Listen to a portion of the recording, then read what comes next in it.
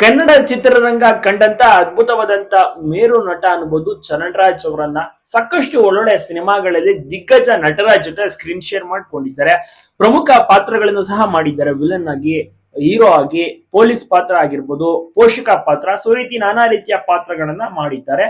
ಅದ್ಭುತವಾಗಿಯೂ ಕೂಡ ನಿಮ್ಮೆಲ್ಲರ ಪ್ರೀತಿಯ ಚರಣ್ರಾಜ್ ಅವರು. ಇವರು ಬೆಂಗಳೂರಿನಲ್ಲೂ ಸಹ ಆಸ್ತಿಯನ್ನ ಮಾಡಿದ್ದಾರೆ, ತಮಿಳುನಾಡು, ಆಂಧ್ರ, ಸೊ ಎಲ್ಲಾ ಕಡೆ ಆಸ್ತಿ ಮಾಡಿದ್ದಾರೆ. ಸೊ 3 ಜನ ಮಕ್ಕಳು ಇವರಿಗೆ. ಒಬ್ರು ಹೆಣ್ಮಗಳು, ಇಬ್ರು ಗಂಡು ಮಕ್ಕಳು. ಅದರಲ್ಲಿ ಒಬ್ಬ ನಟ ತೇಜ್ ರಾಜ್ ಅಂತ ಅವರು ಕೂಡ ಸಿನಿಮಾದಲ್ಲಿ ನಟಿಸ್ತಾ ಇದ್ದಾರೆ. ಜೊತೆಗೆ ಇನ್ನೊಬ್ರು ಪೈಲಟ್ ಅಂತ.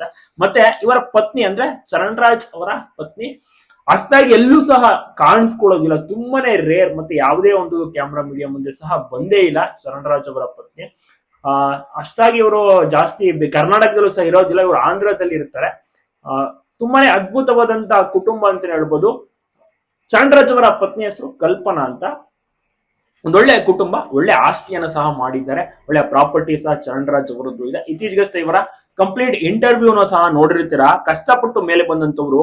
ಮೂಲತಃ ಉತ್ತರ ಕರ್ನಾಟಕದವರು ಬೆಂಗಳೂರಿಗೆ ಬರ್ತಾರೆ. ಸ್ವಲ್ಪ ದುಡ್ಡನ್ನ 6,000 ರೂಪಾಯಿ ಇಟ್ಕೊಂಡು ಒಂದೊಂದು ಅವಕಾಶಗಳು ಸಿಗ್ತಾ ಬರುತ್ತೆ.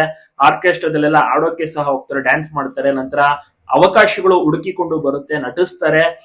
ಕಷ್ಟಪಟ್ಟು ಮೇಲೆ ಬಂದು ದಿಗ್ಗಜ ನಟರ ಜೊತೆ ಕೂಡ ಸ್ಕ್ರೀನ್ ಶೇರ್ ಮಾಡ್ಕೊಳ್ಳೋ ಒಂದು ಅವಕಾಶ ಕೂಡ ಸಿಗುತ್ತೆ.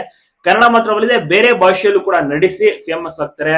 ರಜನಿಕಾಂತ್ ಅವರ ಜೊತೆ ನಡೆಸ್ತಾರೆ. ಎಲ್ಲಾ ಕಡೆಯಿಂದ ಒಂದು ಒಲವು ಪ್ರೀತಿ ಕೂಡ ಸಿಗುತ್ತೆ, ಅವಾರ್ಡ್ಗಳು ಸಿಗ್ತಾ ಹೋಗುತ್ತೆ. ನಿಮ್ಗೂ ಕೂಡ ಇಷ್ಟನ ಚರಣ್ರಾಜ್ ಅವರು? ತಪ್ಪದೆ ಕಮೆಂಟ್ ಮಾಡಿ.